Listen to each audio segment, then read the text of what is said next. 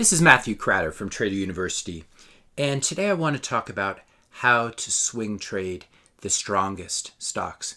If you're interested in learning how to make money in both bull and bear markets, or you just want to see what stocks I'm trading, be sure to hit that subscribe button. So as a lot of you know, I put out my favorite momentum stocks every week when there's a good momentum environment. We're actually in a very good rocket stock or momentum trading environment right now. And so the question I've been getting from a lot of you is you'll see me put these out and the stocks will just keep going up and up and up, and you feel like you've missed out. So let me show you how to use some of these names and to trade them as a day trade or a swing trade. So one of the ones we talked about last week is Peloton. We've actually been talking about it for a while. It's been on an absolute tear. But let me show you how to use these stocks and how to observe them intraday so you can find the absolutely strongest stocks to trade. So what we're going to do is we're going to look at how the market traded from Thursday to Friday, just 2 days ago, July 9th. Now, and then we're going to compare it to how Peloton traded, just to show you what a strong stock looks like. So on Thursday morning, we can see here that the S&P 500 gapped up. It gapped up very strong, and then it filled the gap, which means it sold back down to the closing price where it closed the previous day. And then that really initiated a sell-off, kind of a early morning, first half of the trading day sell-off. The market found a bottom at around 9:15, 9:30 Mountain Standard Time. And you can see that one real sign of this, we get a lot of these long wicks. And for those of you who have taken my trading courses, you know this is sort of a hammer formation or a long wick formation. This shows that the market is finding a bottom or could be finding a bottom. So this is what happened to the overall market, the S&P 500. We had a gap up, we immediately sold off, and then we really sold off for about 2 hours, found a bottom, and then it was really off to the races for the rest of Thursday and for Friday going into the weekend. Now let's look at what happened to Peloton during the same period. And what I'll often do when I'm actively trading is I'll have a bunch of these 15-minute charts up, and I'll take a look and just see how these individual stocks are trading relative to the market. And so this is a really nice way of buying a strong stock on a dip. So again, what happened in the S&P? Gapped up, sold off. Now let's see what Peloton was doing at the same time. Peloton also gapped up, obviously gapped up a lot more. This is that same opening bar. It actually proceeded to rally for a while. And then once the S&P, once you got these big red bars here, it really sucked everything down. But the interesting thing about Peloton is it was still well above the previous days, certainly above where the previous day closed, but even above where the stock had been trading the previous day. So this is what you see when you have a very strong stock that is under accumulation by institutions. They will be buying on dips. If you are managing hundreds of millions or even billions of dollars, you can't just put in a limit or market order like you or I do.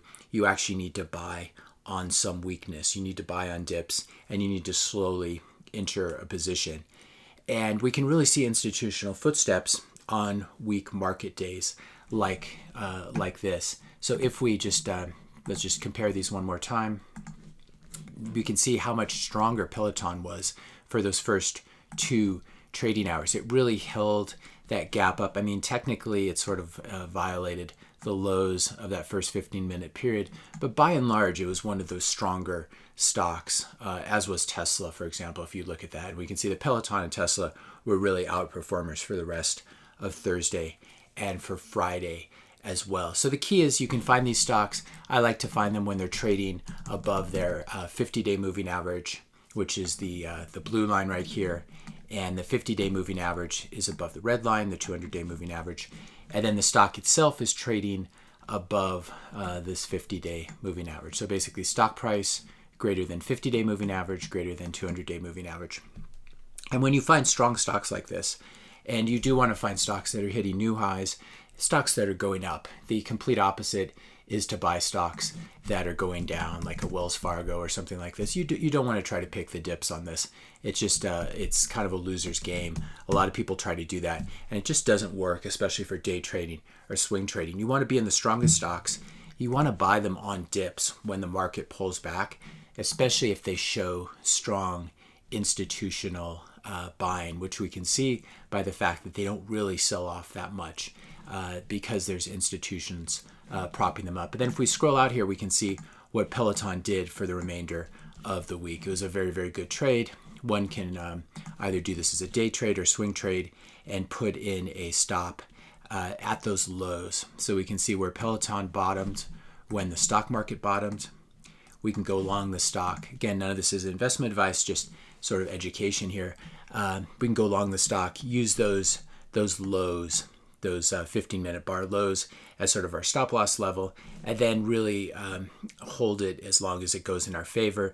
Maybe use some sort of trailing stop, 20 or 50 bar or candlestick moving average. And this is one way that if you feel like you've missed out on some of these stocks, you can continue to play them.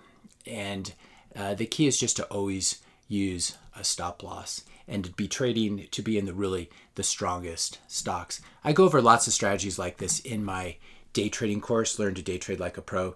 And I just yesterday added a new lecture that a lot of you were asking for, which is how to avoid the pattern day trader rule, which will affect U.S. citizens at a U.S. brokerage account if you are trading with less than $25,000. So I have some interesting ideas for small accounts in there.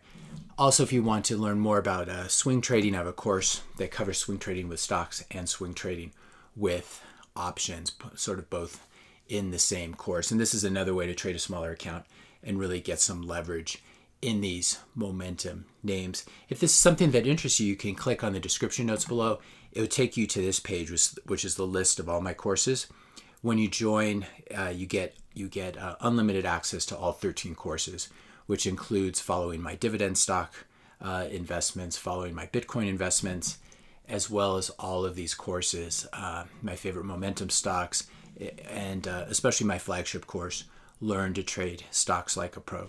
So if this is something that interests you, click on the description notes below. You can click on any of these black boxes and you'll see the list of lectures. If you want to try it out, you scroll right to the bottom and click right here where it says Get It Now. I want to give you guys a special coupon code for this because we are still in a recession. Normally access is just $125 for 30 days access, no long-term contracts or anything like that. But I want to give you a coupon code, which you click right there and you can type in YT as in YouTube 99. Click update and that'll take $26 off. So instead of $125 for 30 days, you can get access to everything for just $99. No long-term contracts. You can sign up, watch all the courses, cancel after 30 days. Though I will constantly be adding new courses. I'm working on a new course on momentum trading and momentum stocks that I hope will be done soon, and I'll be adding that here for Trader University Premium subscribers. If you found this video helpful, be sure to hit that subscribe and like button. If you have any questions about how this kind of trading works, be sure to leave me a question or a comment in the comment section below. Thanks a lot for listening. Hope you guys have a great weekend, and I'll see you in the next video.